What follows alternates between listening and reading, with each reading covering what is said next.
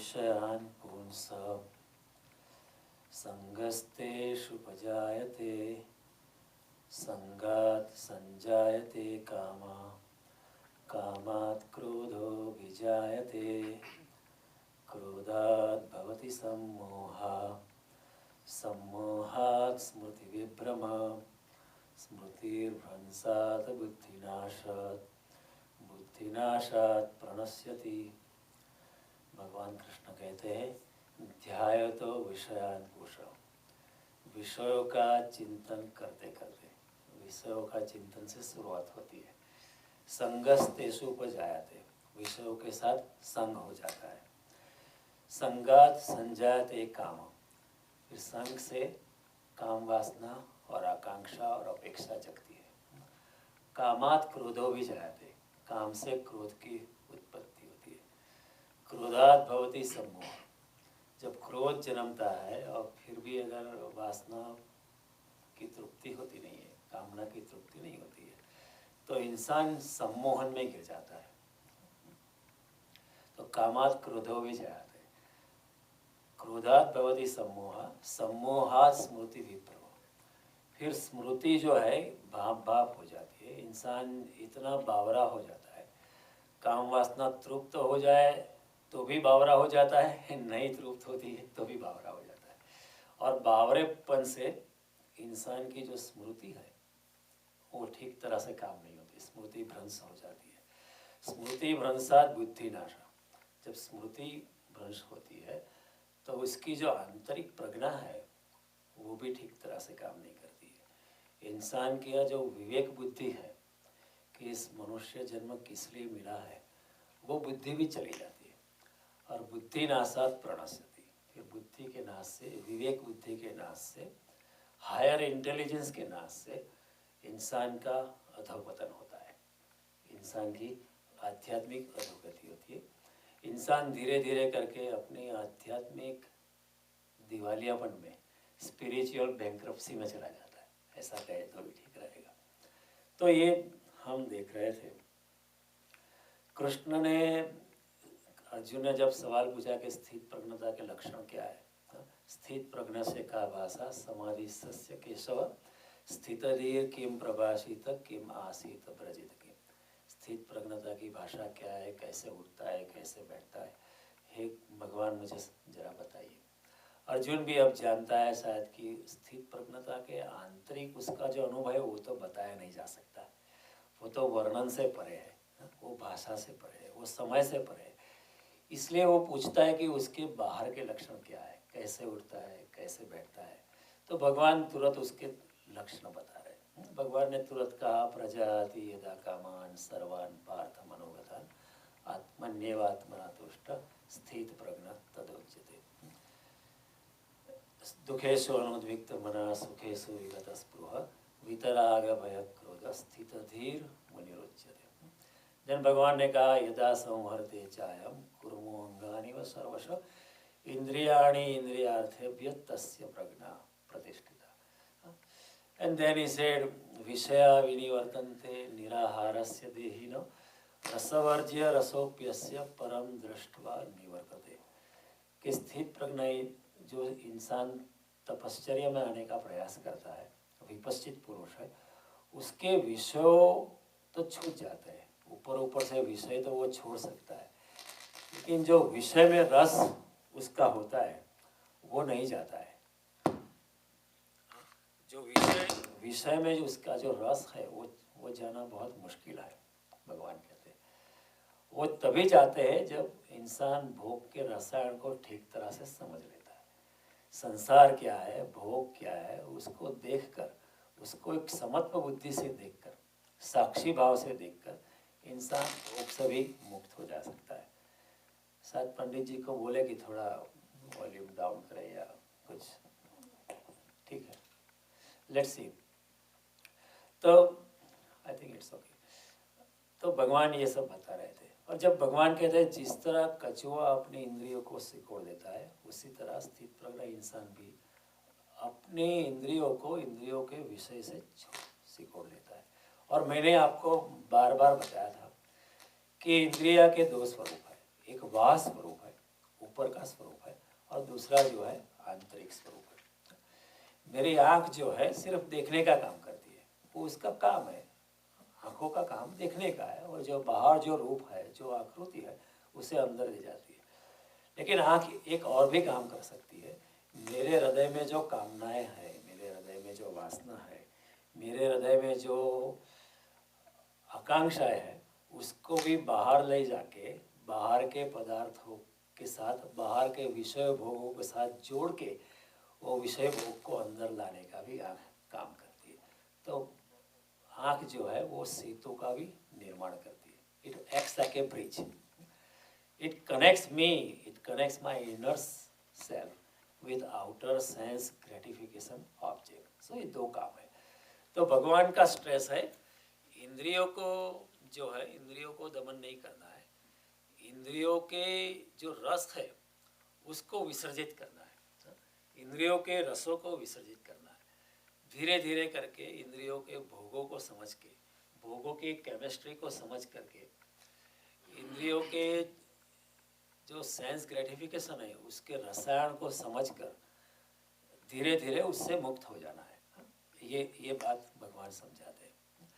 अब देख लो भोग क्या है वो देख लो। भगवान नहीं कहते हैं कि आप दमन करो, भगवान कहते हैं इंद्रिय निग्रह करो, थोड़ा सा नियमन करो और समझने लगो कि ये इंद्रिय भोग तो आप जन्मों जन्म से करते आए हो, ये जन्म भी आपने वैसा ही किया है, क्या यही करोगे? मनुष्य जन्म का जो पर्पस है कि मनुष्य जन्म जो आहार, निद्रा, भय और मैथुन, जो चार अवस्था है, वो जो प्राणियां भी होते, पशु पक्षी भी उनमें होते, मनुष्य इससे कुछ ऊपर उठ सकता है।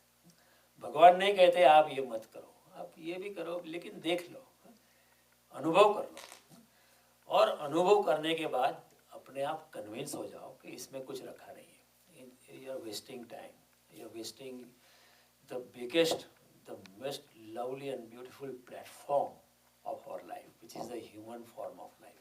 भगवान कहते हैं आप उससे मुक्त हो सकते हो, समत्व में आ सकते हो, अपनी स्थित प्रज्ञता में आ सकते हो। और इसी बात को दोहरा के भगवान कहते हैं आत्मन्येवात्मना तुष्ट स्थित प्रज्ञ तदोच्यते। जो इंसान संसार की भागादौड़ी से मुक्त हो चुका है, जिसने देख लिया है सांसारिक व्यर्थता को, जिसने देख लिया है कि अभी कुछ इसमें कोई दम नहीं है, ऐसा जो कन्विंस हो गया वो अपने स्वयं में लौट सकता है, वो अपने आप में लौट सकता है, वो अपने घर में लौट सकता है। ऐसा इंसान अपने आप, किसी के बताने से नहीं, when you are convinced on your own, किसी साधु या संत के बताने से कुछ होता नहीं है, गीता को कंठस्थ कर लेने से भी कुछ होता नहीं है। कई लोग हैं वो गीता को पूरी तरह जानते हैं फिर भी संसार में ही डूबे हैं।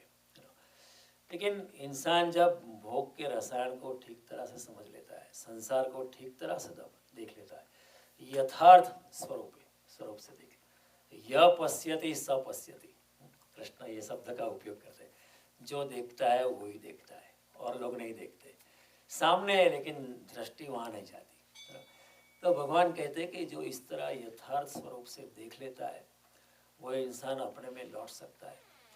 जिसको हमने जीवन जाना है उसको ठीक तरह से, उसको खुली आँख अगर इंसान देख लेता है और थोड़ा ठहर के अपने में लौट आता है, थोड़ा सा पीछे लौट के, थोड़ा सा पीछे सरक के देखता है कि ये जिंदगी, सारी जिंदगी मैंने यही किया है, क्या वही करना है।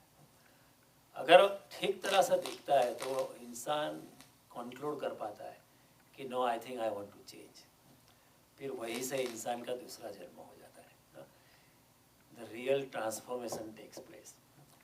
और ऐसा ही हुआ है, संत लोगों के जीवन में भी ऐसा ही हुआ है कि वो लोग ट्रांसफॉर्मेशन में जा पाए।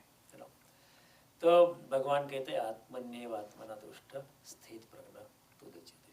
और जो इंसान अपने आत्मा में लौट आता है, फिर वो इंसान ultimately he connects with the cosmic consciousness.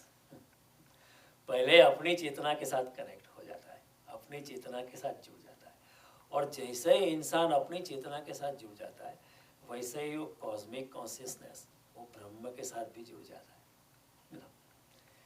इसी हिसाब से कई लोगों ने कहा आत्मा सो परमात्मा।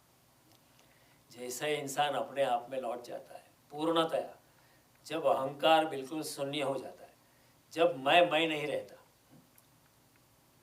तब वही क्षण से इंसान ब्रह्म के साथ जुड़ जाता है।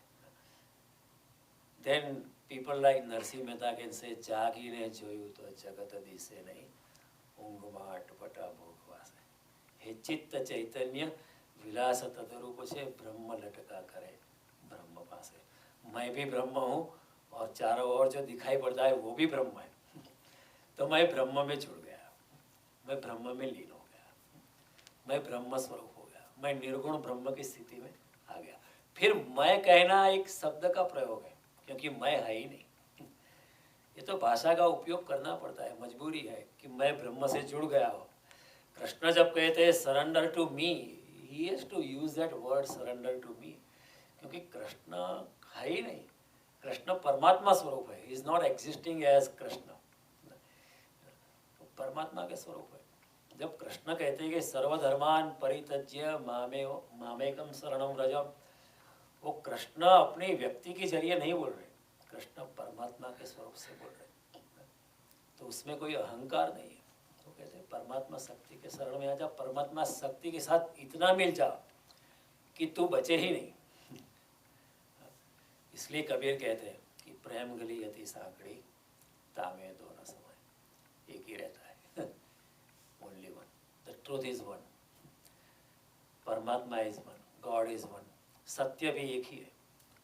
एको सत्य बहुधा विप्रेण वदन्त्य, सत्य एक ही है, लेकिन विपश्चित लोग जो पहुंच गए, ऐसे लोग, बुद्ध जैसे लोग अनेक ढंग से कहते हैं, लेकिन सत्य तो एक ही है। उपनिषद पकड़ो या वेद पकड़ो या गीता पकड़ो या रामायण पकड़ो या बाइबल पकड़ो या कुरान पकड़ो, कोई भी धर्मशास्त्र पकड़ो, सत्य तो एक ही है, परमात्मा भी एक ही है, वो है परमात्मा शक्ति।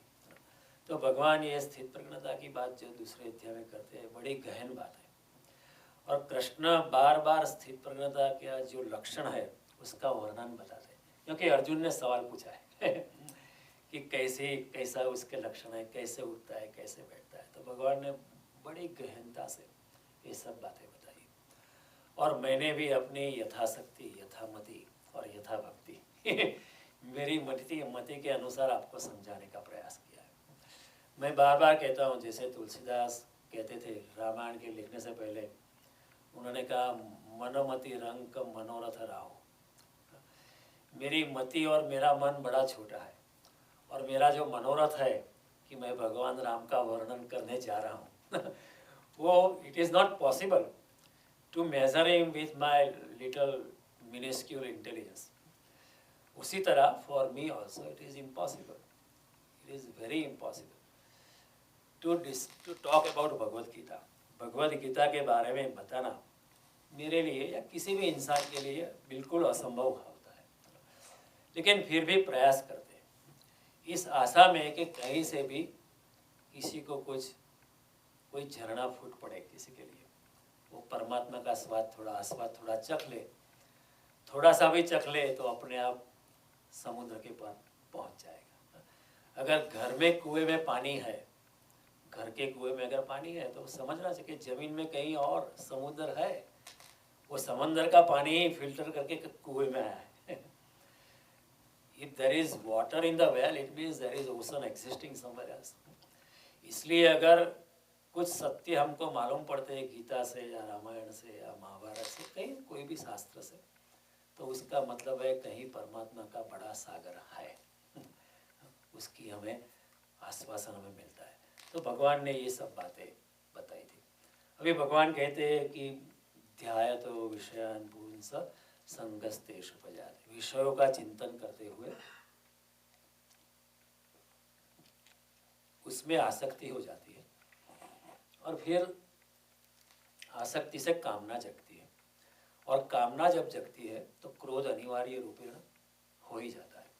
जब क्रोध जगता है तो सम्मोहन में इंसान गिरता है, सम्मोहन में गिरता है तो उसकी जो स्मृति है उसके ऊपर असर होती है, स्मृति भ्रंश होती है। स्मृति भ्रंशात बुद्धि नाश, स्मृति भ्रंश से उसकी जो विवेक बुद्धि जो है, उसकी जो प्रज्ञा है वो नष्ट हो जाती है, और बुद्धि नाशात प्रणश्यति, और बुद्धि बुद्धि के नाश होने से, विवेक बुद्धि के नाश होने से उसका मनुष्य जन्म ऐसा ही चला जाता है।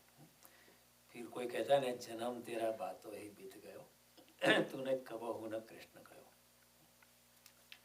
नारद जी कहते हैं श्रीमद् भागवत में कि जो इंसान मनुष्य जन्म लेकर ईश्वर में लीन नहीं होता है, ईश्वर कीर्तन में और हरिनाम संकीर्तन में डूबता नहीं है, वो इंसान ने फालतू में ही पृथ्वी का भार बढ़ाया है और वो इंसान ने फालतू में अपनी माता को प्रसूति की पीड़ा दी है। These are the words in inverted commas of देवर्षि नारद, कि वो इंसान ने ऐसे ही व्यर्थ में ही अपनी माता को प्रसूति की पीड़ा दी। वो न जन्म होता तो भी चल जाता उसका। और अब ऐसा इंसान अपने ही घर में, अपने संसार में ही कारागृह भुगतता है। हम सब अपने घर में बंद है माया का इतना अटैचमेंट है, हमें मुक्ति नहीं है, मुक्ति हो नहीं सकती क्योंकि माया है। और जितना बड़ा माया का विस्तार करते हैं उतना बड़ा बंधन हम खुद खड़ा करते हैं।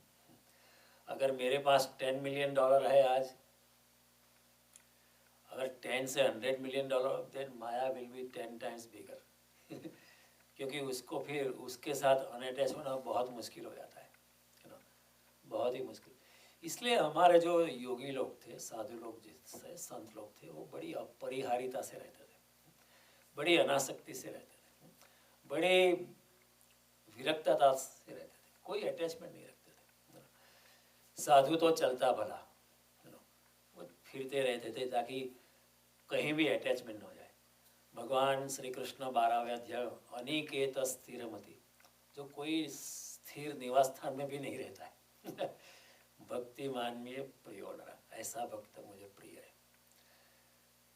भगवान कृष्ण आज होंगे तो नहीं कहेंगे कि आप घर छोड़ के चले जाओ, वो कहेंगे ठीक है घर में रहो लेकिन अनासक्त भाव से रहो। जैसे जनक राजा रहते थे, महल में रहते थे लेकिन बिल्कुल अनासक्त भाव से रहते थे। तो इस भावना से अगर रहते इंसान तो स्थित पकड़ में आने लगता है। अब भगवान आप कहते हैं कि विचार से, विषय के चिंतन से शुरुआत होती है। ये बड़े सूक्ष्म शुरुआत होती है, शुरुआत बहुत सूक्ष्म होती है लेकिन परिणाम जो है, अंत जो है वो गहन होता है, स्थूल हो जाता है और बड़ा हो जाता है। एक मन के गहरे में at the 7th layer of the skin एक आशा की, कामना की, वासना की लहर उठती है और इंसान को पता नहीं चलता है कि ये लहर मुझे बाद में ग्रसित कर लेगी, क्योंकि कृष्ण इधर ब्यौरा दे रहे हैं कि किस तरह इंसान का आध्यात्मिक पतन होता है। He is showing the steps from this to this, this to this, this to this and this to this. जो इंसान ये प्रक्रिया को जान लेता है, जो कृष्ण ने समझाई है ठीक तरह से, वो इंसान अगर जागृत रूप से जाग कर पूर्ण चेतना से अगर जान लेता है तो ये अधपतन से बच सकता है। क्योंकि कृष्ण इधर अधपतन का मार्ग बताते हैं। कृष्ण बड़े करुणामय, अगर उत्थान का मार्ग उन्होंने बताया पहले तो अधपतन का मार्ग भी बता देते हैं। इस रास्तों से तू गिरेगा, इस रास्तों से तू आगे बढ़ेगा। भगवान 16वें अध्याय में भी कहते हैं काम क्रोध तथा लोभ तस्मादेतत्त्रयं त्यजेत् त्रिविधम नरकस्येदम् द्वारम नाशनम आत्मनम। अपने आत्मा को अगर नष्ट करना है तो तीन there are 3 ways I am showing you if you want to destroy your own real being, inner self, so there are these 3 ways, काम क्रोध तथा लोभ। त्रिविधम नरकस्येदम् Dwaram नाशन आत्मनम। These are the certain ways of making you fall down वो भी बताना पड़ता है। उत्थान के मार्ग बताना है तो from the ways you will fall, you will be befallen, pitfalls भी बताने पड़ते हैं ताकि you can, आप सावधानी से चल सकते हो। अगर आप ये प्रक्रिया जान लो तो आप बच सकते हो और उससे पार भी जा सकते हो। न केवल हम बच सकते हैं लेकिन ये प्रक्रिया से हम पार भी जा सकते हैं। तो कृष्ण बड़ी करुणा से कहते हैं कि कहाँ से मन का पतन होता है, कहाँ से इंसान स्वयं से बिखर जाता है और पर में प्रवेश कर लेता है और सारी जिंदगी पर में ही घूमता रहता है, सारी जिंदगी आउटसाइड ही घूमता रहता है, स्वयं में जाने का सोचता भी नहीं है, सोच भी नहीं सकता, क्योंकि संसार की माया इतनी फिर घनी हो जाती है, इतनी भारी हो जाती है, इंसान स्वयं के बारे में सोच भी नहीं सकता है। You can not even think about it. माया का लेयर्स इतने बढ़ जाते हैं कि you can not even think about your own self, हम देख भी नहीं पाते। ओके, जैसे भगवान तीसरे अध्याय में धूमेन आवृयतेर्वह्नि यथा दर्शो मलेन च यथोल्बेन आवृतो गर्भ तथा तेनेदम इदम आवृतम। जिस तरह धुएं से अग्नि आवृत हो जाता है, जिस तरह और से गर्भ की सैक में गर्भ जो है आवृत हो जाता है, जिस तरह आईना जो है वो धूल से आवृत हो जाता है, इसी तरह हमारे आत्मा की चेतना जो तो हमेशा प्रकाशित है वो भी आवृत हो जाती है। भगवान कहते हैं आवृतम ज्ञानमेतेन ज्ञानिनो नित्यवैरिणो काम रूपेण कौन्तेय दुष्पूरेणा नलेरच। इस तरह इंसान का आत्मा तो ज्ञान स्वरूप ही है, लेकिन ये ज्ञान स्वरूप जो है वो ढक जाता है।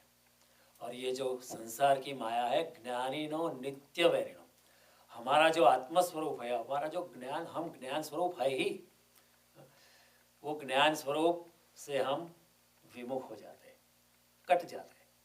तो हमारा, it is our own right, it is our own asset, but we get severed from something which belongs to us eternally, which is our own prima facie right. फिर भी हम डिस करें, आवृतम ज्ञानमेतेन ज्ञानिनो नित्य वैरिणो, this is number one enemy of our own self. भगवान बहुत अच्छी बात है, कहते आत्मेव आत्मनो बंधु आत्मेव रिपुरात्मनि। इंसान खुद का ही मित्र है और खुद का दुश्मन है। कौन किसे समझाए? सब लोग जानते हैं, जान के भी अनजान बने सब लोग जानते हैं। हम जो बात करते हैं सब लोग ने सुनी ही है, सब लोग जानते ही है। अगर नहीं भी सुना है तो भी अंदर से तो आवाज़ आती है। अगर आप पाश्चात्य जगत में भी जन्मे हो, किसी पाश्चात्य माँ या फादर, तो भी ये आवाज़ तो कभी आती है कि क्या कर रहे हो। जीसस क्राइस्ट भी आवाज़ में तो आते हैं, come unto me and surrender to me, कभी वो भी आवाज़ सुनाई देती है। लेकिन हम क्या करते हैं, सब लोग पृथ्वी पे सब इंसान जान के भी अनजान बने सब, कौन किसे समझाए, हु विल एक्सप्लेन। हो जानते ही है फिर भी नहीं जानना है। डाली डाली बालक भटके तितली हाथ न आए, लुटेरा लूटे हर अंगनाई, समय से कौन बड़ा मेरे भाई। समय चला जाता है हाथ से। Time is very, because we are subject to time. as long as we are body conscious, as long as we are identified with our body, we are subject to past, present and future. If you want to cross the barriers, अगर समय और स्थान की परिधि को लांघ जाना है, if you want to go beyond the barriers of time and space, then this is the way, go into your own self. जिस दिन इंसान अपने आत्मा के साथ मिल जाता है, then he goes beyond time, goes beyond the limitations of space. क्यों? Because then he also connects with the cosmic consciousness. And the cosmic consciousness is not subject to time and space. बड़ी गूढ़ बात है, और उसका आनंद की कल्पना करें हम, कितना आनंद होता होगा।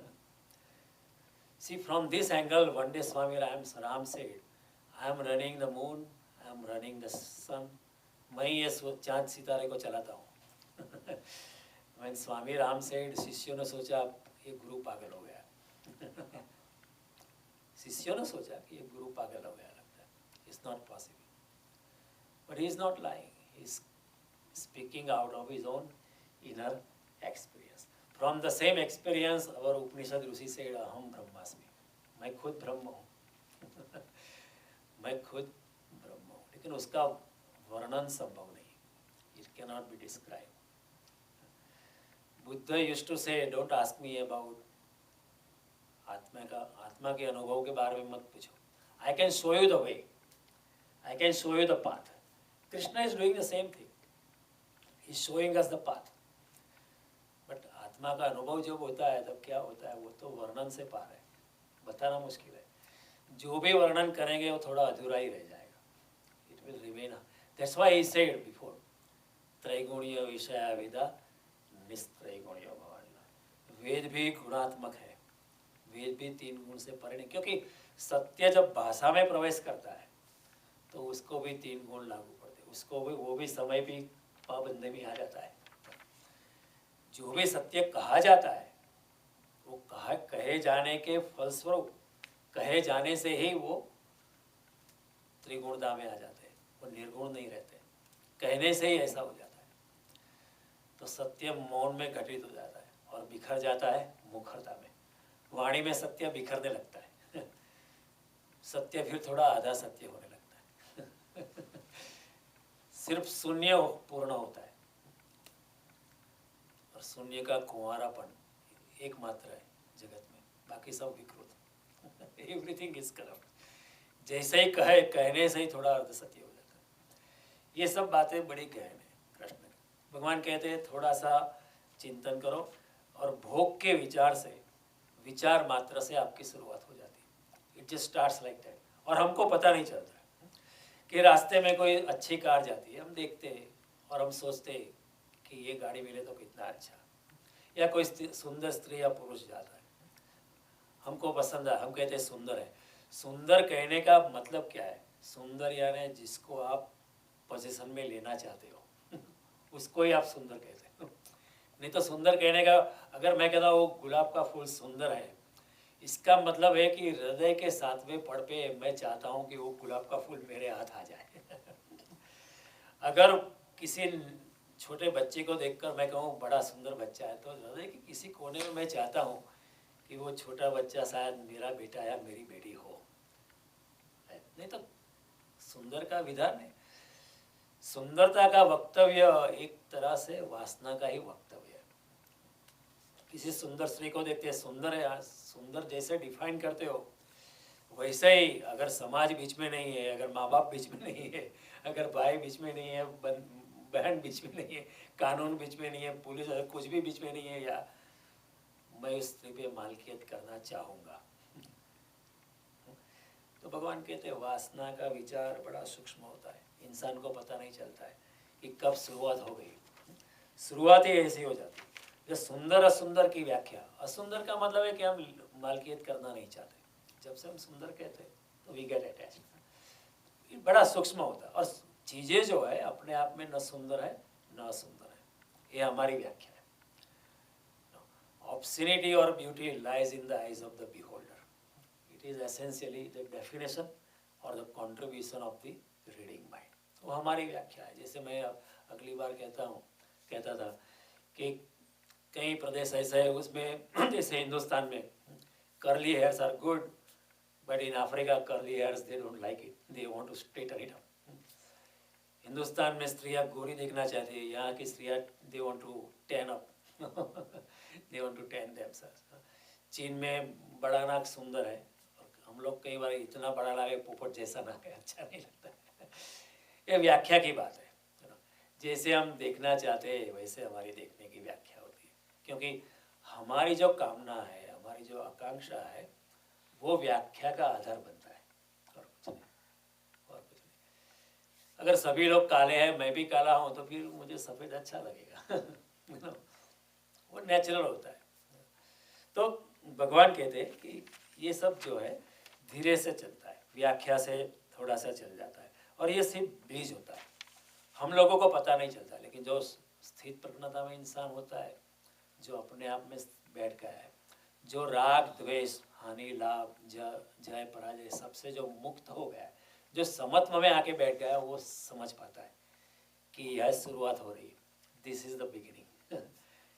ये वासना का विचार जो है, जो कामना का विचार जो है, आकांक्षा का विचार है, उसी से ही शुरुआत हो जाती है। विचार मात्र विकार है, Gandhi, and the mind becomes the matter. सब कुछ विचार से शुरुआत होती है। जैसे ही मैं चाहता हूँ कि मुझे पानी पीना है, वैसे ही हाथ चला जाता है, वो कर्म इमीडिएटली हो जाता है। जैसे मैं चाहता हूँ कि ये करना है, तो then I get activated towards achieving that. तो विचार से सब कुछ शुरुआत हो जाती है।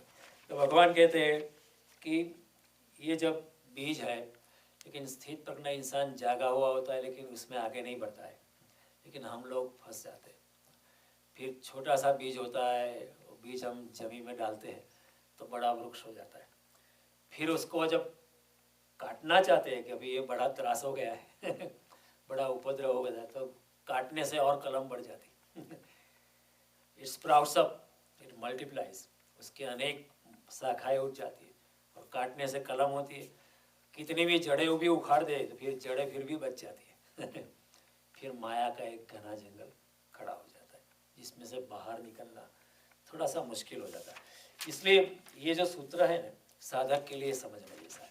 आंतरिक रूपांतरण अगर इसको करना है तो कृष्ण की ये जो समझावट है, कृष्ण जो समझाते हैं स्टेप बाय स्टेप, उसको अगर हम ठीक तरह से समझ लें तो हमारे जो मन में जो गहरी व्याख्या हम करते हैं तो व्याख्या करना बंद हो सकता है। हम व्याख्या नहीं करेंगे, हम हानि लाभ जीवन मरण जस अपजस सुख दुख मोक्ष बंधन सबसे थोड़ा मुक्त होकर we will be sitting at the third point. We will liberate ourselves from the polarities. जो राग है द्वेष है, जगत में जो ध्रुवीयता है, उससे हम मुक्त हो सकते हैं।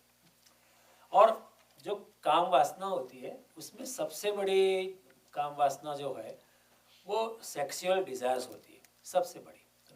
साइकोलॉजिस्ट कहते हैं कि अगर इंसान मकान बड़ा बनाता है उसके पीछे भी there is sexual desire because of what somebody is making a bigger house or somebody is making more money.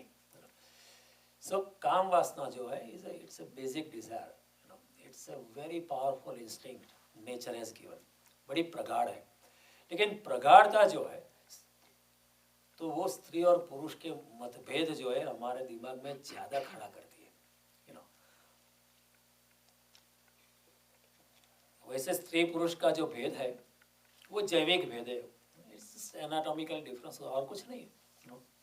लेकिन हमारे दिमाग में स्त्री पुरुष का भेद बड़े जोर से खड़ा हुआ है। It is so powerful there कि we always think in terms of कि वो मर्द था या औरत थी। मैंने लास्ट टाइम कहा था कि आप किसी का भी नाम भूल सकते हो, वो कौन ब्राह्मण था या क्या था भूल सकते हो, कौन सी पोजीशन थी, उसका क्या बिजनेस था भूल सकते हो, वो कैसा दिखता था वो भी भूल सकते हो, लेकिन वो स्त्री थी या पुरुष वो आप नहीं भूलते नाम भूल जाते ये भूल जाते, लेकिन स्त्री थी या पुरुष वो कभी नहीं भूलते। अगर यहाँ हवाई जहाज गिर जाए तो हम लोग पहली बार सोचेंगे ये स्त्री है, इसमें से कितनी स्त्री है कितने पुरुष है। पहले कोई अगर न्यूज़ में आता था कि we spend a space craft into the space और साथ में इतने इंसान भेजे थे, लेकिन फिर आवर अटेंशन इसमें how many are women, how many are men. The Svetlana was the first Russian astronaut. She went to space and everybody was excited, a woman went there. But अगर उसके साथ 2-3 कुत्ते भी लेके गए प्रयोगात्मक दृष्टि से तो कोई ऐसा पूछता है कि इसमें से कुत्ते कितने हैं कुत्ते कितने हैं। स्त्री पुरुष का भेद जो है हमारे वासना के विचार से इतना प्रगाढ़ है हमारे दिल में, वो भाई जैविक भेद है लेकिन प्रगाढ़ता हमने दी है। It is our definition. सब चीज़ में हम हमारा देखने का तरीका ही ऐसा हो जाता है, वो स्त्री है या हम कभी ऐसा नहीं कि व्यक्ति है कि जस्ट ए पर्सन, ऐसा हम कभी सोचते नहीं, क्योंकि दैट इज़ अवर कॉन्ट्रीब्यूशन। तो धीरे धीरे धीरे ये जो है इंसान जो है वासना के विचार से वासना के साथ जुड़ जाता है, वासना के साथ इतना जुड़ जाता है। फिर वासना क्या है कि हमेशा पूर्ण नहीं होती है, कभी पूर्ण होती है कभी पूर्ण नहीं भी होती है, कभी पार्शियली पूर्ण नहीं होती है कभी पार्शियली पूर्ण नहीं भी होती है। वासना में बहुत कुछ अंतराय आते हैं हमेशा, क्योंकि वासनाएं जो है हमारी जो कामनाएं है वो अनलिमिटेड है। इंसान को कोई भी बात any time you ask him और anything they always want something, कुछ ना कुछ तो आकांक्षा हमेशा होती है, सब सांसारिक आकांक्षा होती है। हमारी आकांक्षा जो होती है सब सांसारिक आकांक्षा होती है। बुद्ध को उनके शिष्य ने पूछा एक दिन कि आप कहते हैं कि सबको मोक्ष मिल सकता है, सब लोग निर्वाण में प्रयाण कर सकते हैं, लेकिन निर्वाण किसी को मिलता क्यों नहीं? निर्वाण मोक्ष किसी को मिलता क्यों नहीं? तो बुद्ध ने कहा आप हम नए गांव में आए, आप गांव में सब घर में जाके पूछो कि उनको क्या चाहिए। कल जाके सबको पूछो, गांव में कुछ 50 झोंपड़े हो गए, 50 झोंपड़े में जाके पूछो उनको क्या क्या चाहिए। सब लोगों ने अपनी आकांक्षा का लिस्ट दिया कि what is the first 5 priority things you want. किसी ने कहा मुझे बड़ा खेत चाहिए, किसी ने कहा मेरे बेटे की शादी हो चाहिए, किसी ने कहा हमें संतान चाहिए, किसी ने कहा हमें बेटा चाहिए, सब बेटी आती है, किसी ने कहा इतना धन चाहिए। पूरा लिस्ट लेके वो दूसरे दिन वापस आया, बुद्ध के सामने रखा। बुद्ध ने कहा यहाँ एक भी इंसान ऐसा नहीं है जिसने कहा कि मुझे मोक्ष में जाना है, मुझे निर्वाण में जाना है। सब लोगों को सांसारिक आकांक्षा रहती है, और आकांक्षा होने से कामात क्रोध हो भी जाए, क्योंकि आकांक्षा पूर्ण जब नहीं होती है तो क्रोध की उत्पत्ति स्वाभाविक है। क्योंकि क्रोध जो है बीच में पत्थर आता ही है, बीच में जो अवरोध जो है आने को ही है, बीच में अंतराय आता ही है। किसी भी कामना में बीच में अंतराय आता ही है। और जब नदी का पानी बहता है तो बीच आवाज़ नहीं करता, लेकिन जब बीच में पत्थर आता है तो आवाज़ करेगा। इसी तरह हमारी जो कामना की धारा है, वासना की धारा है, उसमें अगर कोई अवरोध आएगा तो वो आवाज़ करेगा, तो क्रोध उत्पन्न होगा। जैसे मैंने कहा, अगर आप किसी स्त्री को चाहते हो, पुरुष को चाहते हो, तो उसका भाई बीच में आ सकता है, माँ बीच में आ सकती है, बहन बीच में आ सकता है, भाई बीच में आ सकता है, समाज के कानून बीच में आ सकते हैं, कुछ भी बीच में नहीं आता है। और स्त्री भी राजी है और आप भी राजी है और आप शादी भी कर लें, लेकिन फिर the two are still two, उसमें भी एक बड़ा प्रॉब्लम, उपद्रव हो सकता है। आपको 5 बजे उठना है, उसको 6 बजे उठना है। आपको आज ये खाना है, उसको आज ये खाना है। आप गरबा खेलने जा रहे हैं, आप सोचते हैं वो साड़ी में जाएगी, वो ड्रेस पहन के चलने लगती है। वो आप कहते हैं कि क्यों ड्रेस पहना, गरबा में ज़रा साड़ी पहननी चाहिए। और वो सोचती है आप शायद कुर्ता पायजामा पहनेंगे, आप ऐसे पतलून पहन के निकल पड़े। तो वो कुछ ना कुछ हो सकता है, because the two are two, men are from Mars, women are from Venus, two are their own, they are like monods। दो में भी इतना समन्वय हमेशा बना रहे, कोई जरूरी नहीं है, तो उसमें भी प्रॉब्लम हो सकता है। तो कामना और आकांक्षा का क्या है कि मिल जाए तो भी प्रॉब्लम है, न मिले तो भी प्रॉब्लम है, क्योंकि बीच में अंतराय आएंगे। सो द हिंडर्ड डिजायर, जो कामना अवरुद्ध होती है, वो क्रोध में परिवर्तित होती है। अगर वहाँ एक गुलदस्ता पड़ा है वहाँ पे, और मैं सोचूं कि जब ये प्रवचन खत्म हो जाएगा मैं जाके गुलदस्ता मैं लेके जाऊंगा, और आप सब लोग भी कहते हैं कि जयदेव भाई आप लेके जाना, आपके लिए रखा है, और कोई भी दूसरा इंसान आता है, अभी उसको मालूम भी नहीं है, और वो आता है और हमारा प्रभु वो लेके चला जाता है। मुझे क्या होगा फिर कि मेरी कामना थी कि वो गुलदस्ता मैं लेके जाऊंगा घर, वो कोई और लेके गया, मेरे मन में क्रोध उत्पन्न होगा। क्यों? कामना मेरी अवरुद्ध हुई, अवरुद्ध होने से क्रोध की उत्पत्ति जो है स्वाभाविक है। मैं ऐसा सोचूंगा, मैं कितना भी जेनरस माइंडेड हूँगा, फिर भी मैं ये सोचूंगा कि उसको कम से कम पंडित जी को पूछना चाहिए नहीं कि लेके जाओ कि ना लेके जाओ, कम से कम उसको थोड़ा सा शिष्टाचार रखना चाहिए। कैसा, how rude is that guy and how can he take away things from the temple, ऐसा विचार हम सोचने लगे। लेकिन अगर वैसा ही पढ़ा होगा, अगर आपने नहीं कहा होगा कि मुझे लेके जाना है और लेके गया हो तो मुझे कोई प्रॉब्लम नहीं। लेकिन मेरी आसक्ति जुड़ गई, किसी स्त्री को अगर आप चाहते हैं, पुरुष को चाहते हैं, कोई और उसके साथ जुड़ जाता है, तो फिर क्रोध का होना स्वाभाविक है। सो व्हाट इज क्रोध? क्रोध और कुछ नहीं, आपकी कामना जब अवरुद्ध होती है तो क्रोध में परिवर्तित होती है। The hindered desire is nothing but the anger. और जब क्रोध बहुत होता है, जब क्रोध बढ़ जाता है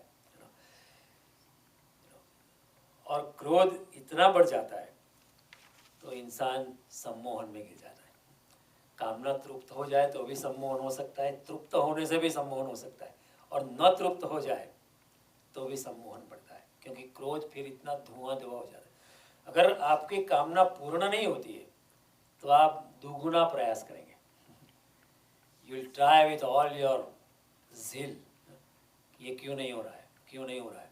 फिर आपके मित्र भी कहेंगे आपसे नहीं होगा जितना आप मित्र के आपके मित्र कहेंगे, घर की बीवी कहेगी, घर के हस्बैंड कहेंगे आपसे नहीं होगा, it is not your cup of T, आप और भी धुआं धुआं हो जाए। तो क्रोध जब अवरुद्ध होता है तो वो जो है सम्मोहन में ले जाता है। और काम और क्रोध जो है ना, वो दे आर इनसेपरेबल। जैसे ही कामना होती है क्रोध होगा ही, क्योंकि बीच में कुछ ना कुछ आएगा ही और जगत में और हम अकेले नहीं है। There are 7 billion people, everybody has desires. सबकी काम वासना जो है क्रिस क्रॉस हो जाती है। आपकी काम वासना वही हो सकती है जो मेरी है। फिर आप अगर आप लेके गए तो मुझे क्रोध होगा। सबकी काम वासना होती है और सबकी काम वासना कभी सिमिलर होती है। They are aspiring for the same thing, then somebody gets, somebody doesn't get. If you don't get it, फिर आपको क्रोध उत्पन्न होगा। फिर इस जगत में हम सिर्फ मनुष्य ही ऐसा नहीं, पशु पक्षी भी है, जीव जंतु भी है, देवी देवता भी है, प्रेतात्मा भी है और अज्ञात परमात्मा भी, उसका भी कोई और प्लान हो सकता है। तो जब नहीं मिलता है तो क्रोध होता है, और क्रोध नहीं मिलने से और बढ़ता है, और बढ़ने से क्या होता है, इंसान धुआं धुआं हो जाता है।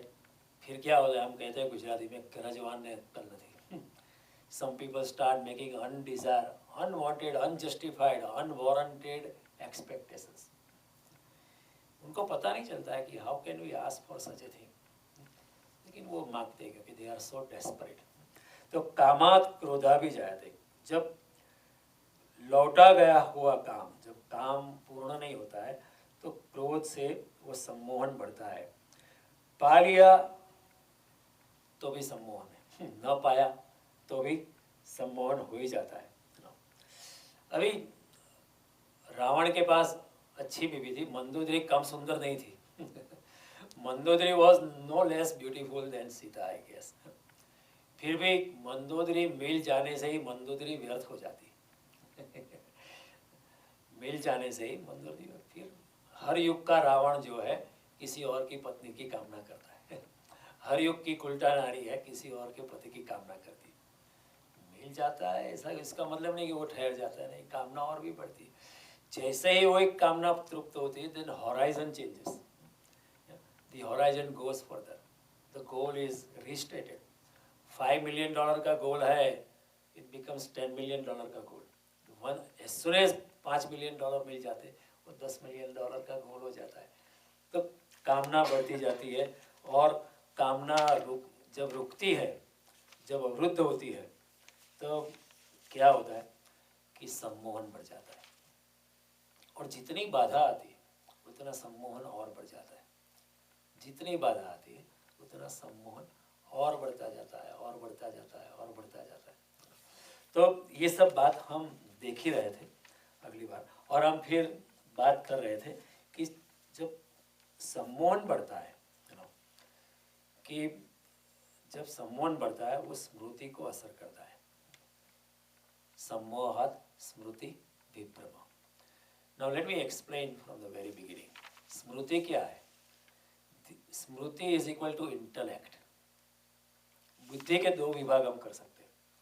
एक है overall intelligence. Intelligence has a greater circle. Within the greater circle of intelligence, there is intellect. See, there is a difference between intelligence and intellect. Intelligence is wider than intellect. बुद्धि का जो हिस्सा जो रूपायित हो गया है, जिसने आकृति धारण कर ली है, जो एक्चुअलाइज हो गई है इंटेलिजेंस, उसको हम इंटेलेक्ट कहते हैं। जैसे आप कोई इंजीनियर है तो उसकी बुद्धि जो है, उसने इंजीनियरिंग फील्ड में he has mastered that thing. So to the extent he knows his engineering science, his intellect is focused on engineering. But उसके पास और भी बुद्धि है। There is a greater circle of intelligence that person can use in addition to applying his intelligence to just engineering. तो बुद्धि का जो हिस्सा जो एक्चुअलाइज हो गया है, जिसने आकृति धारण कर ली है, जो रूपायित हो गया है, जो टेंजिबल हो गया है, उसको कहते हैं intellect, which is nothing but स्मृति। स्मृति क्या करती है? रिकॉर्डिंग का काम करती है। स्मृति जो क्या क्या काम करती है? वो रिकॉर्डिंग की काम करती है। इसलिए स्मृति जो है, it is very powerfully attached to the past.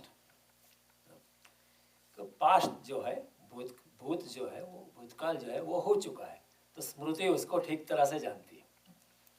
वर्तमान जो है थोड़ा सा अस्पष्ट है, क्योंकि अभी तक हो रहा है, बिल्कुल हो नहीं गया है, तो वो स्मृति में इतनी पावरफुली वर्तमान जो है स्मृति में इतना ज़्यादा ठोस ठहरा हुआ नहीं, क्योंकि वर्तमान अभी हो रहा है। और भविष्य जो है वो तो और ज़्यादा अस्पष्ट है। स्पष्ट क्या है? अतीत स्पष्ट है, भूतकाल जो है वो स्पष्ट है, वर्तमान जो है थोड़ा अस्पष्ट है, अभी हो रहा है, और भविष्य जो है वो तो अस्पष्ट से भी अस्पष्ट है। तो स्मृति का क्या काम है? रिकॉर्ड करने का। एंड स्मृति रिकॉर्ड कर दे, यार when you are actually using your intelligence, you are a portion of your intelligence is getting used to doing certain things, then इंसान जो है बुद्धि का ज़्यादा उपयोग नहीं करता है। वैज्ञानिक लोग भी कहते हैं कि ज़्यादा से ज़्यादा इंसान जो है 10 या 15% बुद्धि का इस्तेमाल करता है। कोई दुकान पे बैठता है और रोज वही काम करता है तो उसकी बुद्धि जो एक्चुअलाइज बुद्धि है वो उसकी इंटेलेक्ट है, हालांकि उसकी इंटेलिजेंस तो बहुत बड़ी होती है। तो भगवान कहते हैं कि जब सम्मोहन का दौरा पड़ता है, तो जो रिकॉर्डिंग का काम है, स्मृति का काम जो है ठीक तरह से होता नहीं है। फिर इंसान की बुद्धि वही देखती है, वही रिकॉर्ड करती है, वो जो रिकॉर्ड करना चाहता है, वही सुनती है वो जो सुनना चाहता है, क्योंकि काम से, आकांक्षा से, वासना से उसकी बुद्धि इतनी भ्रष्ट हो जाती है कि बुद्धि भी वही देखती है जो देखना चाहती है। अगर हमारा चित्त इतनी काम वासना से भर जाता है तो फिर संसार के ऑर्डिनरी पदार्थ को देख के भी हमारे मन में काम वासना भड़क सकती है। जब इंसान का चित्त काम और वासना और आकांक्षा से इतना भर जाता है तो सांसारिक पदार्थ हो, वैसे पदार्थ ही है और कुछ है नहीं, लेकिन उसके देखने की दृष्टि इतनी बदल जाती है कि even the ordinary is projecting, वो प्रक्षेपण होता है। इसलिए सम्मोहन जो है it's A next stage out of क्रोध। पहले कामना होती है, फिर क्रोध होता है, लेकिन क्रोध और काम से इंसान लौट सकता है कभी भी। इसलिए हम कई बार इंसान देखते हैं कि क्रोध करने के बाद वो ठंडे हो जाते हैं, वो समझ जाते हैं मुझे क्रोध करना नहीं चाहिए था, कुछ ज़्यादा ही बोल दिया मैंने, इतनी गाली नहीं बोलनी थी तो इंसान को पता चल जाता है, वो अब शांत हो भी जाता है और माफ़ी भी मांग लेता है कि मुझे क्षमा करे, ये हो गया मेरे से, मैं वैसे ऐसा नहीं हूँ। इंसान ऐसा कहता है कि it happen despite me, not because of me, it happen despite me. इंसान अभी भी काम और क्रोध से लौट सकता है। अभी जो पानी है थोड़ा सा कुनकुना है, it has not come to a boiling point.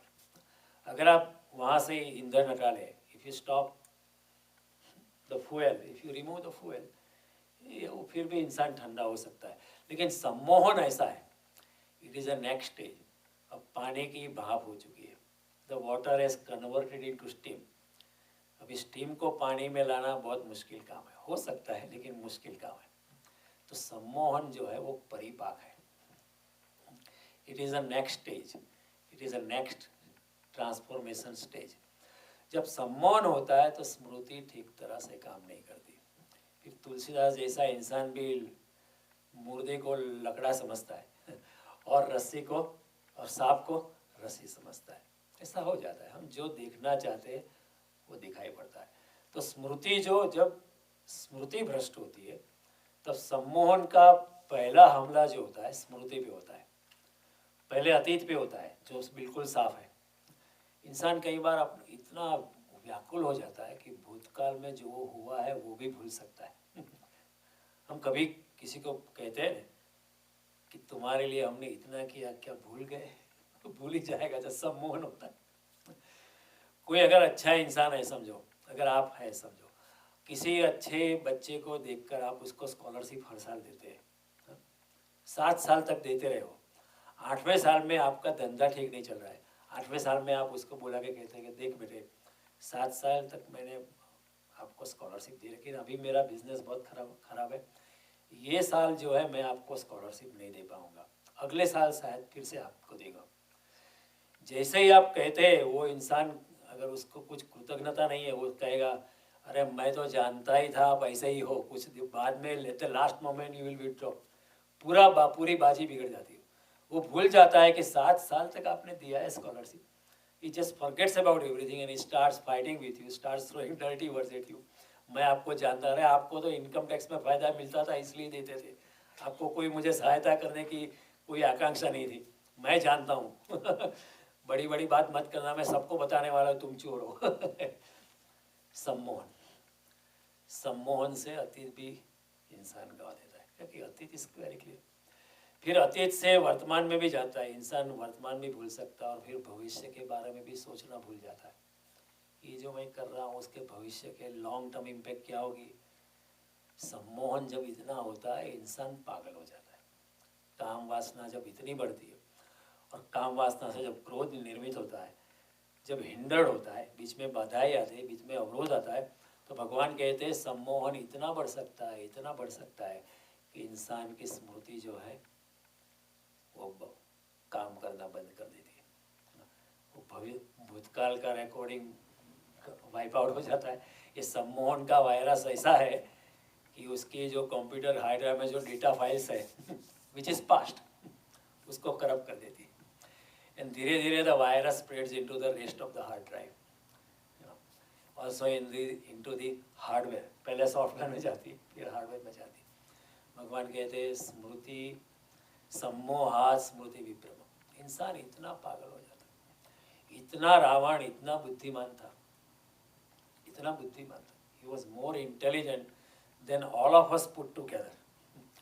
हमारी सबकी बुद्धिमत्ता को मिलाए उससे भी ज़्यादा रावण बुद्धिमान था, लेकिन सम्मोहन से सम्मोहन इतना हो गया कि क्या गलत है क्या सही है वो सोच नहीं पाया। उसके खुद भाई ने कहा कि ये आप ठीक नहीं कर रहे हो, अभी भी भगवान राम आपको क्षमा कर सकते हैं, सीता जी को सम्मान के साथ लौटा दीजिए। अपने भाई पे उसने चरण प्रहार किया, लात मारी। उनके मंत्री थे, उन्होंने भी बताया कि ये ठीक नहीं है, ये जहाँ सुमति वहाँ संपत्ति नाना, जहाँ कुमति वहाँ विपत्ति विधाना तुलसीदास जी कहते हैं कि सुमति से चलो, ये ठीक नहीं है, तुम्हारे पास जो भी वो सब कुछ चला जा सकता है, और don't undermine Ram, he is ब्रह्म स्वरूप। इतना लोग कहते थे, लेकिन रावण देख नहीं पाता, क्यों? सम्मोहन हो जाता है अपने अहंकार का, अपने पद का, अपने प्रतिष्ठा का, अपने धन का, और जितना धन बढ़ता है, जितना पद बढ़ता है, जितनी प्रतिष्ठा बढ़ती है, जितनी हमारी संपत्ति बढ़ती है, उतनी माया भी और बढ़ती है, फिर माया के रुकावट से क्रोध भी और बढ़, it is at a higher scale, at our level it may be at a lower scale, कि क्रोध आ गया, हमने गुस्सा कर दिया, थोड़ा ठंडा हो गया, फिर भी सम्मोहन तो रहता है, थोड़ा सा रहता है, but if you are at a bigger scale the scale is also higher. Ravana का सम्मोहन इतना बड़ा था, फिर सम्मोहन से उसकी स्मृति, इतना बुद्धिमान इंसान अपनी स्मृति भ्रंश हो जाता है, ऐसा ही होता है। और भगवान कहते हैं जब ऐसा होता है, स्मृति भ्रष्ट हो, विवेक चुक जाता है, उसकी बुद्धि भी नष्ट हो जाती है।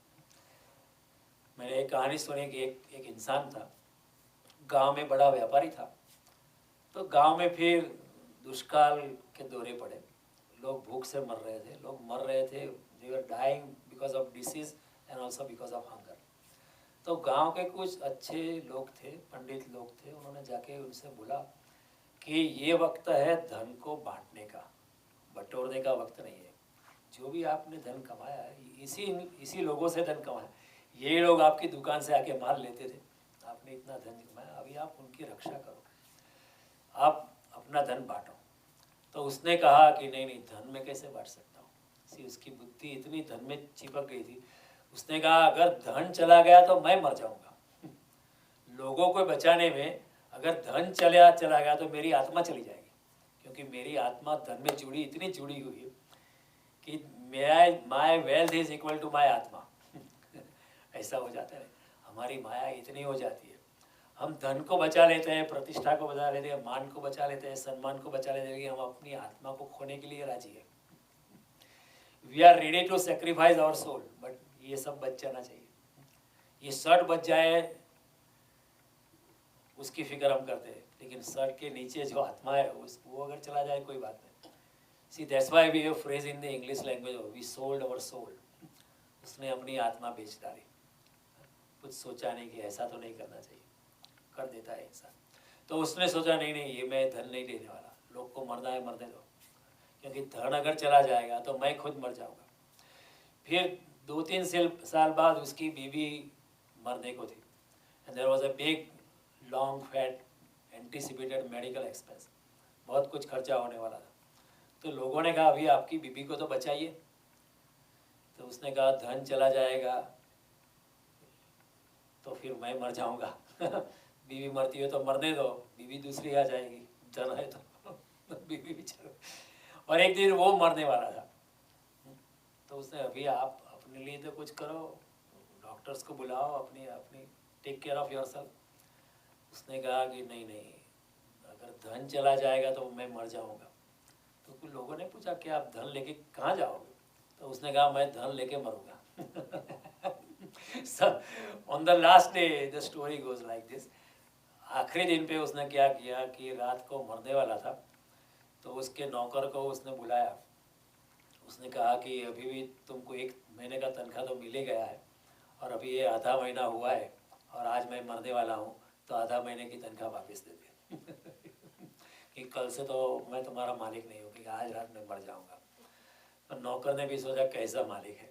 इसी सम्मोहन से ऐसा हो जाता है, इंसान इतना इतना जकड़ जाता है माया से, क्या ठीक है क्या गलत है उसका सोच विचार भी नहीं कर सकता है। ये कहानी से I am carrying the point. नौकर ने भी, वो अच्छा होगा बेचारे ने आधे आधे महीने की तनख्वाह वापस दे दी। देन ही सेड अभी टाइम तुम्हारा हुआ नहीं, गांव में सब नाविकों को जगाओ उसने बोला आपको क्या करना है? बोला मैं अभी नदी में डूब जाऊंगा, मेरा जो धन है वो लेके मैं डूबने वाला हूँ किसी को देखना का नहीं, मैं लेके डूबूंगा और मेरे साथ आएगा वो। तो नौकर ने कहा सभी को क्यों जगाने का रात के बीच में, एक को ही जगाओ ने। कि नहीं नहीं, मैं सबके पास कोट लूंगा कि कौन सस्ते में जाएगा नदी के बीच में, उसको ही मैं लेके जाऊंगा। तो सब नाविक को जगाया उसने नाविक भी परेशान थी, आपको क्यों हम सबको जगाने की क्या जरूरत है, एक ही को जगाना। कि नहीं, आप में सब में से अच्छा दाम कौन देता है? कि एक इंसान ने कहा मैं एक आना दूंगा। तो उसके साथ उसने बार्गेनिंग की 3 पैसे में नहीं ले जा सकते हो, ठीक है 3 पैसे में उन 3 पैसे में लेके गया आधी नाव में। और फिर जब आधी नदी पे गया तो उसने कहा, वो नाविक को कहा कि अभी मेरी एक आखिरी ख्वाहिश है, तुम ये 3 पैसा माफ़ नहीं कर सकते हो? एक आखिरी इंसान की आखिरी ख्वाहिश तो माफ़ करनी चाहिए, शास्त्रों में भी लिखा है। See these are the very people they will quote shastra in their own. और नाविक ने कहा तुम्हारा 3 पैसा लेके मैं क्या रहूँगा, तुम लेके मरो लेकिन सम्मोहन जब होता है ना, तब इंसान, see we have this proverb, गरजवान ने अक्कल होती नहीं। We go beyond the boundaries of fairness. Ravan को भी ऐसा, कई लोग ऐसे, जब इतनी जोर से प्यास लगती है, जब इतने जोर से कामना बढ़ती है, जब इतने जोर से आकांक्षा बढ़ती है, तो इंसान सब कुछ भूल जाता है। एवरीथिंग फॉर जस्ट डॉलर मारो देवता ने वो डॉलर नो दास, it happens. But for similar people eventually dollar in the crowd, it happens तो सम्मोहन से इंसान की स्मृति भ्रष्ट हो जाती है, और स्मृति जब भ्रष्ट होती है तो उसकी विवेक बुद्धि जो है, the greater intelligence is also affected. वो विवेक बुद्धि खो देता है, वो प्रज्ञा खो देता है। 2 पावर, एक बुद्धि होती है, बुद्धि जो है संसार में हमें चलाती है, बुद्धि से काम करना पड़ता है। लेकिन एक दूसरी ही बुद्धि होती है जिसका नाम है प्रज्ञा, जो हमें विवेक देती है और परमात्मा की ओर हमें खींचने लगती है। उस बुद्धि का नाम कहते हैं प्रज्ञा, which is a higher intelligence, which is a greater part of the overall nature. तो ऐसा जब होता है, ऐसा जब होने लगता है, तो इंसान के ऊपर इतने दौरे पड़ते हैं कि इंसान सब कुछ भूल जाता है। सम्मोहन जो है वो अंधापन है, सम्मोहन जो है वही अंधापन होता है। हम कहते हैं प्रेम अंधा होता है, लेकिन हमारी व्याख्या गलत है। जो सच्चा प्रेम है वो अंधा नहीं होता है। वास्तव में सम्मोहन जो है वो अंधा होता है, मोह अंधा होता है, प्रेम अंधा नहीं होता है। जो ठीक शब्द होना चाहिए अंधेपन के लिए वो मोह होना चाहिए, प्रेम नहीं। प्रेम तो क्या है, सबसे बड़ी ऊंची बात है। प्रेम से परमात्मा को पा सकते हैं। प्रेम जगत में सबसे बड़ा ऊंचा सत्य है, और सम्मोहन जो है सबसे बड़ा असत्य है। क्योंकि अगर मेरा सम्मोहन है, मेरे जाने के बाद बचने वाला नहीं है। लेकिन प्रेम इस जगत में और बचता है। प्रेम जो होता है ना, वैसे लोगों हमारी व्याख्या गलत होती है। हमारा प्रेम जो होता है ना वो एड्रेस्ड होता है। जब भी हम कहते हैं ना मैं प्रेम करता हूँ, तो हम क्या सवाल है कि आप किसको प्रेम करते हो या किस चीज़ से प्रेम करते हो? तो हम कहते हैं या मैं उसको प्रेम करता हूँ या इसको प्रेम करता हूँ, ये मेरे संपत्ति को प्रेम करता हूँ, ये पद को प्रेम करता हूँ, किसी स्त्री को प्रेम करता हूँ या पुरुष को प्रेम करता हूँ। लेकिन जो स्थित प्रज्ञता में इंसान आया है, जो ब्रह्म की स्थिति में इंसान जो आया है, कृष्ण जैसे लोग, माया जो संत लोग होते हैं, उनका प्रेम जो है एड्रेस नहीं होता है, उनका प्रेम बहता ही रहता है, सबके लिए बढ़ता है।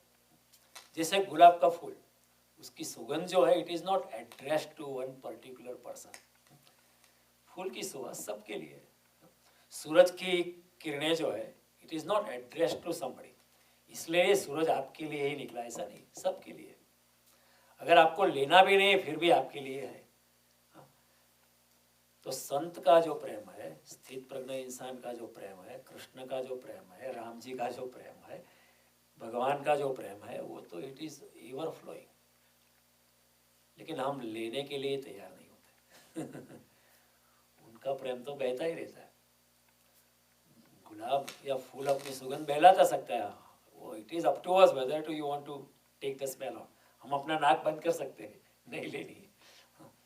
हमको शराब की सुगंध अच्छी लगती है तो ठीक है, हम शराब की सुगंध लेंगे, फिर गुलाब की नहीं लेंगे।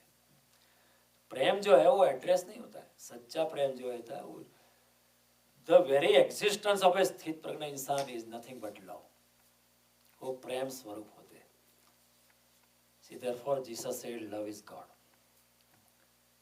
ढाई अक्षर प्रेम के हम कहते हैं। प्रेम जिसने जाना है वो परमात्मा से जुड़ जाता है, बिल्कुल, क्योंकि वो आखिरी ऊंचाई है। प्रेम अंधा नहीं होता, प्रेम सबसे बड़ी जागृति है। प्रेम यानी समत्व। मोह जो है मांगता है, ये चाहिए वो चाहिए। सम्मोहन जो है वो मांगता है, प्रेम जो है वो देता है। जो सम्मोहन में है वो कैसे दे जा पाएगा, वो तो हमेशा लेने के लिए उत्सुक होता है। प्रेम हमेशा देता है। प्रेम उसी के जीवन में होती है जिसके जीवन में वासना नहीं है, वासना जा चुकी है, उसी के जीवन में प्रेम। क्योंकि वासना कहेगी मिलना चाहिए, प्रेम के लिए कोई आकांक्षा नहीं है। वासना एक तरह का भिखारीपन है। प्रेम क्योंकि देता है वो एक सम्राट जैसा है, लेके जाओ हमको कोई परवाह नहीं, देता रहता है। संत का प्रेम जो होता है, स्थित प्रज्ञ इंसान का जो प्रेम है वो हर के लिए, कोई इंसान उसको आके जूता भी मारेगा उसको भी वो प्रेम करता है, क्योंकि उसका प्रेम बेहतर है। आशीर्वाद जो होते हैं संत के, वो भी आशीर्वाद बहते ही रहते। ऐसा नहीं कि आप झुके तो ही आशीर्वाद है, आप न झुके तो भी आशीर्वाद देते हैं, लेकिन झुकने से आशीर्वाद आपको, आप उसको रिसीव कर सकते हो। This is a difference. क्यों प्रणाम करना है? झुकने से आप आशीर्वाद को पाने के लिए क्वालिफाई होते हैं। अब जब हम झुकते हैं तो संत के आशीर्वाद जो बहते ही रहते हैं उसको पकड़ने की क्षमता हमारे में आती है। तब तक पकड़ने की क्षमता आती नहीं है, जब तक शरणागति नहीं है तब तक परमात्मा तो बहता रहता है, लेकिन शरणागति नहीं, तब तक हम परमात्मा को पा ही नहीं सकते। तो परमात्मा तो सबके लिए, समोहम सर्वभूतेषु न मे द्वेष्यस्य न प्रिय, मैं भूत मात्रा में समान हूँ। हायवर ये भजन्ति तो मां भक्त्या मयि तेषु तेजाप्या, जो मेरे साथ प्रेम से जुड़ जाता है, जो मेरी शरणागति में आता है, उसके लिए मैं हाजिर ही हूँ, हाजरा हजूर हूँ। न केवल हाजिर हूँ लेकिन उसका हजूर भी हूँ मैं उसका नौकर बनने के लिए भी तैयार हूँ। इधर अर्जुन के लिए भगवान क्या कर रहे हैं, उसके सारथी बन गए। He has become his driver. Can anybody become somebody's driver? Not ordinarily, नहीं। आप चला के, मैं आपका ड्राइवर किस लिए बनूं, आप चला के जाओ। भगवान इधर अर्जुन के लिए सारथी बन गए। तो भगवान हाजरा हजूर है, क्यों? प्रेम से प्रकट सोई में जाना। हरि व्यापक सर्वत्र समाना, प्रेम से प्रकट सोई में जाना। तो प्रेम, मोह जो पैदा होता है ना, वो वासना की अंतिम कड़ी में पैदा होता है। मोह, वासना जब क्रोध में रूपांतरण होती है, फिर क्रोध से मोह पैदा होता है। प्रेम जो है वो निर्वासना की अंतिम कड़ी में पैदा, जब इंसान राग और द्वेष से मुक्त हो जाता है, जब अपनी आत्मचेतना में प्रवेश करता है, तब तो वो प्रेम में भी प्रवेश करता है, परमात्मा के प्रेम का अनुभव करता है। फिर वो प्रेम अपने पे ही कुंठित नहीं रहता, वो लुटाता है।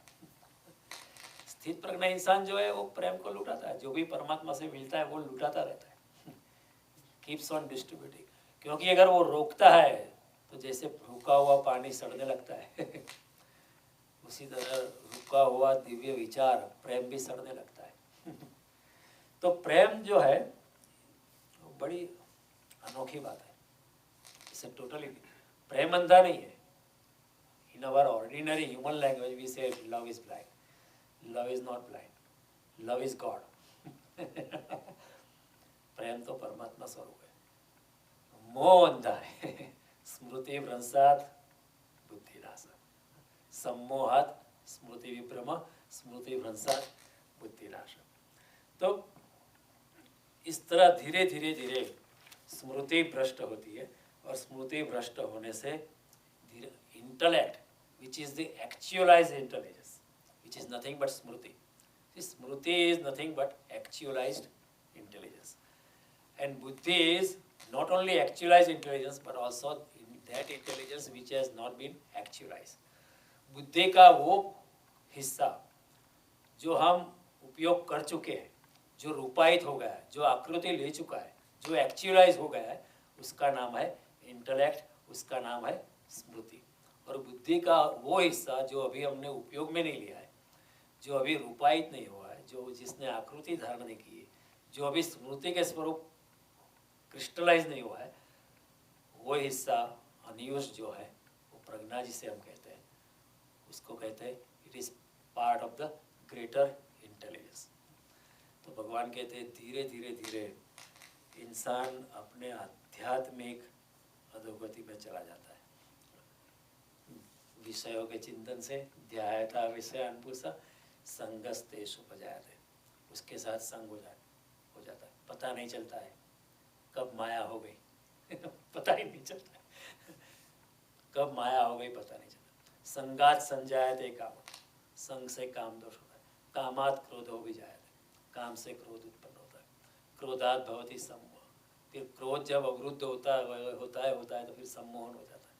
सम्मोहात स्मृति विभ्रम, सम्मोहन से अपनी एक्चुअलाइज्ड इंटेलिजेंस, द इंटेलेक्ट, स्मृति और रिकॉर्डिंग का काम ठीक तरह से नहीं करती है, उसका मीडिया बदल जाता है।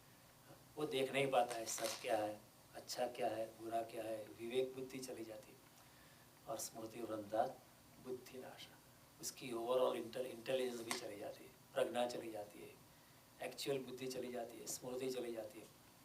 और बुद्धि नाशात प्रणश्यति, तो जो संसार में ही दौड़ता रहता है, भागता रहता है, उसका क्या हालत है? बुद्धि नाश हो गया है। बहुत बुद्धि दी है परमात्मा। और फिर प्रणश्यति यानी ऐसा नहीं कि वो मर जाता है, प्रणश्यति यानी उसका विनाश होता है। विनाश यानी ये मनुष्य जन्म का जो मूलभूत हेतु था, टू ट्रांसेंड बियॉन्ड, आगे जंप लगाने था, to use this platform of life as a diving board to another plane of existence, वो मौका हाथ से चला जाता है। और फिर वैसे ही हमारे जन्म जन्मांतर के चक्कर फिर से चालू हो जाते। फिर शंकराचार्य कहते हैं ना, पुनरपि मननम पुनरपि जननम पुनरपि जननी जठरे सा काल क्रीडति गच्छति आयु तदपि न मुंचति आशा वायु। इंसान फिर कामना आशा वायु में बढ़ता है। अंगम गलितम पलितम मुंडम दशन विहीनम जातम तुंडम वृद्धो याति गृहीत्वा दंडम तदपि न मुंचति आशा की। शरीर जर्जरित हो गया है। अग्रे वन्नी पुरुखे भानु रात्रो चिबुक सबक भी तू जानी, इतनी ठंड है उसकी जो घुटने हैं वो दाढ़ी पे लगा दिया था, सिकुड़ के सोया है, पेड़ के नीचे सोया है, फिर भी ऐसा सोचता है कल कुछ अच्छा हो जाएगा, कल कुछ करेंगे। लेकिन कभी परमात्मा की नहीं सोचता है, कभी आत्मा की नहीं सोचता, कभी आत्मा में जाने के लिए कभी इंसान के लिए विचार भी नहीं आता है। क्यों? क्योंकि माया में इंसान इतना डूबा हुआ है कि उसकी बुद्धि जो है भ्रष्ट हो, सोच ही नहीं पाती। See, this is called intellectual bankruptcy, spiritual bankruptcy, आध्यात्मिक दिवालियापन। तो कृष्ण ने जो ये रास्ता बताया है, ये रास्ते से हम आध्यात्मिक अधोगति में जाने से हम बच सकते हैं। We can put a break and think कि क्या यही करना है, क्या यही जीवन का लक्ष्य है, क्या इससे आगे और कुछ नहीं हो सकता, क्या कहीं और लोगों ने कुछ किया नहीं है? अगर कुछ लोगों ने अगर किया है, अगर कोई संत, कोई तुकाराम, कोई जलाराम, कोई एकनाथ, कोई साईं बाबा, कोई गुरु कुमार, कोई मीरा, कोई ordinary person has gone beyond, तो मैं क्यों नहीं जा सकता? ऐसा सवाल हम उठा सकते हैं और ये जो अधपतन की जो सीढ़ी है उससे नीचे उतरने की जगह हम आगे जा सकते हैं। तो भगवान ने बड़ी करुणा से बताया, स्थित प्रज्ञ इंसान अपनी स्थित प्रज्ञता कैसे खो देता है संसार में दौड़ दौड़ के। इतनी माया चलती रहती है। इंसान अगर 80 साल का भी हो जाए, 90 साल का भी हो जाए तो भी कुछ आशा रखता है, अभी मेरे पोते की शादी हो जाए फिर मैं जाऊँगा फिर उसके घर भी बेटा हो जाए फिर मैं जाऊँगा। एक बनिया था, उसको भगवान प्रसन्न हो गया। इस कहानी है कि क्या माँ कुछ भी मांग ले, तो उसने कहा मेरी 7वीं पीढ़ी का पोता जब उसकी शादी होती हो और उसकी जब बारात चलती हो तो मेरी हवेली के 7वें मंजिले से मैं उसको देख पाऊँ, ऐसा बता यानी 7 पीढ़ी उसको देखना है और 7वें पोते की शादी उसको देखनी है, तब तक आँख को भी ठीक रखने का काम भगवान करेगा। और इतनी बड़ी हवेली की 7वीं मंजिल से indirectly is asking for a big bungalow also, big longer life, good health also, और संपत्ति भी चाहता है, इंसान चाहता है। अब परमात्मा दे सकता है, दे दो, लेकिन इसमें हमारी मूर्खता हो जाती है। अब परमात्मा को मांग सकते थे कि मैं तेरे चरणों में किस तरह रह पाऊँ जो हमेशा के लिए। ये 7 पीढ़ी का चक्कर, वो 7 पीढ़ी के बाद खत्म हो जाएगा। It is like a blink in time. 100 साल ऐसे चले जाते हैं तो 1000 साल भी ऐसे ही चले जाते हैं, जस्ट पलकों में सरा चला जाता है। कोई अगर मूवी आपको अच्छा लगता है तो 3 घंटा कितना जल्दी चला जाता है और 3 घंटा कोई अगर आपके घर पे आप बैठ गए, आपको पसंद नहीं है और कब जाए हम सोचते हैं 3 घंटा, it looks like a millennium. तो भगवान कहते हैं सोचो, शंकराचार्य कहते हैं सोचो, हम निर्विकल्प को निराकार रूप, हमारा सच्चा स्वरूप तो निर्विकल्प निराकार है, उसमें वापस आने का प्रयास करो। तो आपने इतनी शांति से सुना इतनी गहनता से आपने सुना, बड़ी अच्छी बात है। इतनी ठंडी में भी आप यहाँ हैं आज minus, morning it was what -5 degree centigrade तो गीता के लिए आपका प्यार बढ़ता जा रहा है, मैं देख रहा हूँ, अच्छी बात है। और जितनी आप प्यार बढ़ेगा उसकी अपनी समझ भी बढ़ेगी, उसकी आपकी आत्मा की ऊंचाई भी और बढ़ेगी। और आप एक दिन ऐसा आएगा, आप जितने संसार के लिए उत्सुक हो उतने ही परमात्मा के लिए आप उत्सुक हो जाओगे, बावरे हो जाओगे। नमस्कार।